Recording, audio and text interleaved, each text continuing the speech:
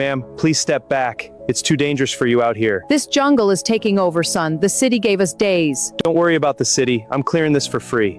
For free? Why would a young man sweat for an old woman? Because you shouldn't have to live in fear, ma'am. Let me fight this. God bless you. I felt completely abandoned till now. As I urged Margaret to step back onto the concrete and promised her that we would handle this entire overgrown jungle for free, the heavy look of sheer panic and exhaustion in her eyes behind her glasses finally began to break, seeing her stand there on the cracked concrete driveway. An 80-year-old grandmother wearing a heavy gray cardigan and leaning over her wooden cane just to stay balanced. It broke my heart to realize that the city's impending $3,500 code enforcement fine was a final, crushing blow to her family's peace of mind. This yard was way harder than I ever expected, turning what should have been a quick cut into a grueling 3-day restoration project, especially after we discovered that the massive hedges and deep grass had become a dangerous breeding ground, filled with hidden snakes.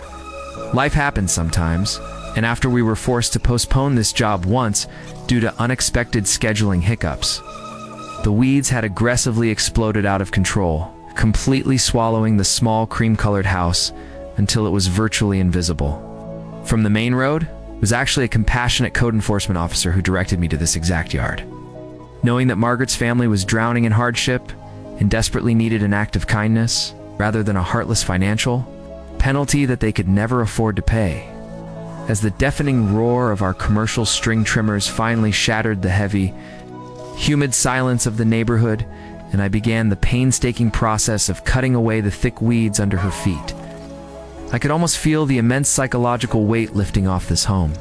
Each dense layer of brush we cleared away, dodging the slithering black racers hidden near the foundations, felt like we were breaking the chains of neglect that had kept this elderly woman a prisoner in her own sanctuary. It raises a painful and necessary question about the rigid bureaucratic systems in our modern cities, where local codes often prioritize uniform neighborhood appearance over the actual concrete survival of vulnerable seniors who can no longer physically care for themselves. Is it morally justifiable for city governments to threaten struggling families with massive life-altering fines when they are clearly in physical distress? Or do you believe that strict property maintenance rules must always be enforced to the letter, regardless of a resident's health or personal history? I really want to hear your deep, honest, and unfiltered thoughts on this complex situation in the comments section below, as your perspective helps us bring awareness to these hidden struggles.